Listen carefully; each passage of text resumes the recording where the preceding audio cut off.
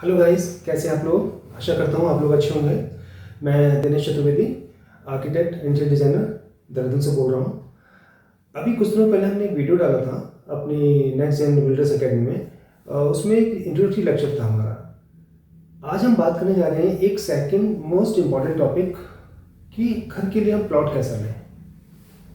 ये बहुत ही एक अलग विषय बन जाता है। प्लॉट के बारे में बहुत कन्फ्यूजन्स है, बहुत ज़्यादा धारणा है कि प्लॉट कैसा हो, क्या होना चाहिए, किस फेसिंग का होना चाहिए। तो इस बारे में हमने सोचा एक टॉपिक बनाएं, आज आपके सामने रखें, जिससे थोड़ा सा आप लोगों को हेल्प मिले। तो इस उद्देश्य से लेकर आज हम टॉपिक शेयर करने जा रहे हैं आप लोगों से कि प्लॉट हमें कैसा लेना चाहिए। देखिए, जहाँ तक प्लॉट की बात आती है, सबसे पहले हम अपनी रिक्वायरमेंट को देखें कि हमारी ज़रूरत कितनी है। अगर हमारा परिवार बड़ा है, सब है, तो हम बड़े प्लॉट तक जा सकते हैं। लेकिन सपोज अगर हमारा एक मीडियम साइज़ की परिवार है, तो बहुत ज़्यादा बड़े प्लॉट में जाने का कोई औचित्य नहीं बनता। तो ध्यान रखें कि प्लॉट हम इतना ही लें जितना हमारे लिए सफिशिएंट हो। क्योंकि उसका रीज़न क्या है कि हमें पास प्लॉट के अकॉर्डिंग ही हमें पैसे का भी अरेंजमेंट करना होता है। ठीक है, अगर हम सारा पैसा प्लॉट में ही कंज्यूम कर देंगे तो शायद घर बनाने के लिए थोड़ा सोचना पड़ जाए। तो बेटर ये होगा कि एक मीडियम फैमिली के लिए 150-200 गज का लगभग सफिशिएंट रहता है। बाकी इसमें फिर वही बात आती है कि आपकी ज़रूरत के हिसाब से आप खुद जजमेंट लेंगे इसमें कि आपके लिए प्लॉट कितना बड़ा ठीक रहेगा। ठीक है, एक बात तो ये है। दूसरी बात यहाँ पे आती है कि जब हम प्लॉट लेते हैं, सबसे पहले प्लॉट लेके जब हम प्लॉट का प्लान करना शुरू करते हैं, तो हमें ये देखना चाहिए कि जो प्लॉट के लिए हम जा रहे हैं लेने के लिए, उसका टाइटल क्लियर है। अपने लॉयर से बात करें, उनसे कहें कि हमें इसका पूरा 12 साल का टाइटल रिकॉर्ड दें। जब वो कंफर्म हो, ग्रीन सिग्नल दे दें आपको, तो वही उसे आगे फाइनलाइज करें। इसके साथ साथ जैसे कुछ आपकी आजकल कुछ जगह से देहरादून में खासकर ग्रीन फॉरेस्ट की लैंड है, तो इस जगह कुछ जगह थोड़ा सा उसमें फॉरेस्ट्री भी होती है। तो वो अपनी जगह के हिसाब से अपनी वहाँ की लोकल अथॉरिटी सब देख लें कि कोई लैंड पे डिस्प्यूट तो नहीं है, या वो लैंड किसी एक से ज़्यादा नामों पे तो नहीं चढ़ी हुई है। इस चीज़ का भी ध्यान रखें। तीसरी बात हमारी ये आती है कि जब हम घर की बात करते हैं प्लॉट के लिए, मैं स्पेशली रेजिडेंशियल की बात कर रहा हूँ, तो प्लॉट के सामने रोड कितना चौड़ा होना चाहिए। हालांकि सबको अच्छा लगता है कि प्लॉट से रोड चौड़ा हो, लेकिन रोड चौड़ा होगा तो उसकी कॉस्ट बट नेचुरल बहुत अच्छी बढ़ जाती है। तो कम से कम 12 से 15 फीट के आसपास रोड होना चाहिए। एक आम घर के लिए इतना काफ़ी रहता है। बाकी ऊपर कोई लिमिट नहीं, आप कितना भी कर सकते हैं। तो ये बात है मैंने रोड कितना चौड़ा हो, तो मतलब 12 से 15 फीट का रोड तो मिनिमम होना ही चाहिए। ठीक है ना। हालांकि जितना कम रोड होता जाएगा उतना आपका फ्रंट सेटबैक और आपकी रोड बाइंडिंग वगैरह स्पेशली बढ़ जाती है, रोड बाइंडिंग। तो ये बात हो गई हमारे उसकी। अब बात करें हम एमडीटी के पॉइंट ऑफ व्यू से, तो जो अगर हम बहुत लोग क्या करते हैं, कहते हैं बड़े खुश होकर कि सर हमारे घर के दोनों तरफ प्लॉट है, हमारे प्लॉट के दोनों साइड में रोड है। रोड दोनों तरफ होना कोई अच्छी बात नहीं है। अगर रोड दोनों तरफ होगी तो उसमें होता क्या है कि आपका दोनों जो साइड में भी रोड है तो वहाँ का सेटबैक प्लस रोड बाइंडिंग, अगर 30 फीट का रोड है एक अलग बात है, 30 फीट से कम है तो रोड बाइंडिंग का फैक्टर भी लगेगा, तो आपका प्लॉट का साइज और छोटा होता है। अगर आप कहेंगे सर हम तो बड़ा प्लॉट लेते हैं, लेकिन अगर रोड 30 फीट से ऊपर नहीं है, 30 फीट की नहीं है, नुकसान फिर भी आपको होगा। क्यों? आपको उसी रेशो में आपको प्लॉट का पार्ट आपका ज़्यादा वेस्ट होने वाला है। तो कोशिश करें कि घर के लिए जब प्लॉट लें तो उस पर रोड अगर एक साइड हो तो ज़्यादा बेटर है। ठीक है, तो हमारे मोटे मोटे 3 पॉइंट हो गए। एक तो हमारे लैंड का टाइटल क्लियर होना चाहिए, दूसरा उसका कोई किसी ऐसी एजेंसी से कनेक्ट ना हो कि जो कल को फॉरेस्ट्री वाला कोई केस हो लैंड में, तीसरा आपका रोड का पॉइंट हो गया, चौथा आपका कि प्लॉट के साइड में रोड एक होनी चाहिए, 2, ये हमने बात करी। अब बात करते हैं थोड़ा सा हम प्लॉट की ज्योग्राफिकल की बात करें कि उसकी जगह नेचर क्या हो। तो कोशिश करें कि प्लॉट के आसपास कोई खाला नदी ना हो तो बेटर है। क्योंकि जैसा आप देख रहे हैं कि जैसे जैसे हमारे क्लाइमेट में चेंज हो रहा है, तो इजीली हमारे यहाँ जो लैंडस्लाइड की टेंडेंसी बढ़ती जा रही है। तो उस चीज़ को ध्यान रखते हुए कोशिश करें कि प्लॉट के आसपास कोई खाला या नदी ना हो तो बहुत अच्छा रहेगा।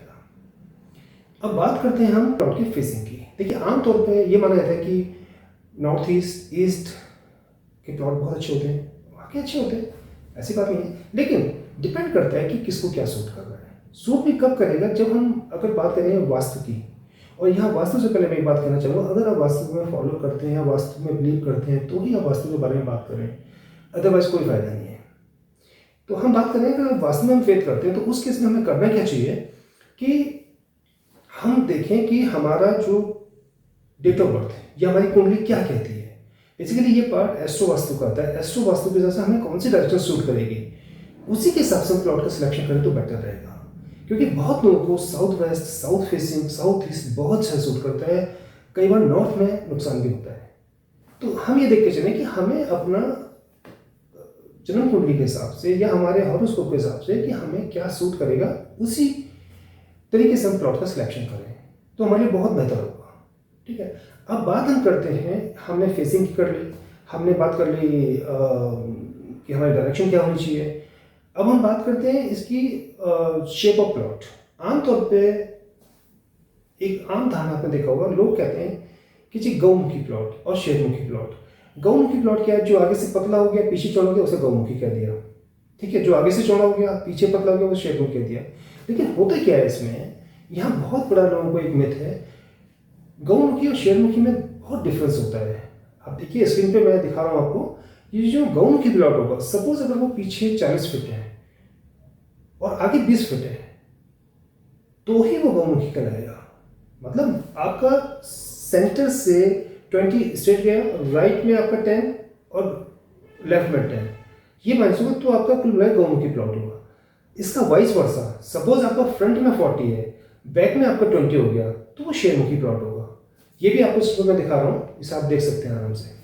इसके साथ साथ कुछ प्लॉट ऐसे होते हैं कि जिसमें हमारा एक कॉर्नर बाहर निकला होता है। ठीक है, मतलब एक कॉर्नर कटा होगा, एक कॉर्नर आपका स्ट्रेट जा रहा है या फैला होगा। तो जो कॉर्नर हमारा एक्सटेंड हो रहा है, सपोज वो ईस्ट का पार्ट हो रहा है, तो वो प्लॉट हमारे होंगे ईस्ट एक्सटेंडेड प्लॉट। या हमारा नॉर्थ की तरफ प्लॉट हमारा कट रहा है तो वो होगा नॉर्थ कटिंग प्लॉट। तो ये हमें खास ध्यान रखना है कि हमें कोशिश ये करनी चाहिए कि नॉर्थ एक्सटेंडेड, मतलब वैसे तो आमतौर पर कोई भी डायरेक्शन आपकी बहुत ज़्यादा एक्सटेंड नहीं होनी चाहिए। ठीक है, इसमें कोशिश ये करनी चाहिए कि अगर रेक्टेंगल मिल जाए, स्क्वायर मिल जाए, बहुत अच्छी बात है, पर कभी कभी ऐसा संभव नहीं होता। कभी कभी क्या, आमतौर पर ऐसा संभव नहीं होता।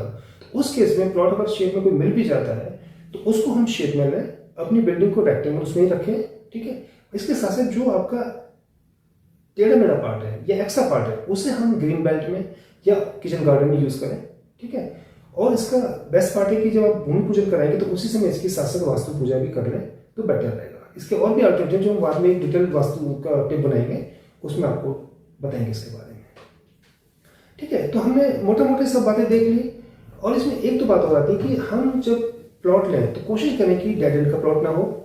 ठीक है, और डेड एंड साथ थोड़ा सा एनर्जी का इश्यू रहता है इसमें।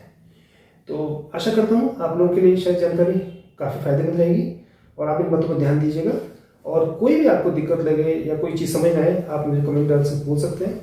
और अगला टॉपिक हम बात करेंगे प्लॉट की प्लानिंग की, कि इस पर डिजाइन कैसी हो, ड्राइंग कैसी बने, क्या बने, इसको हम लोग अगले टॉपिक बात करेंगे। तब तक के लिए धन्यवाद।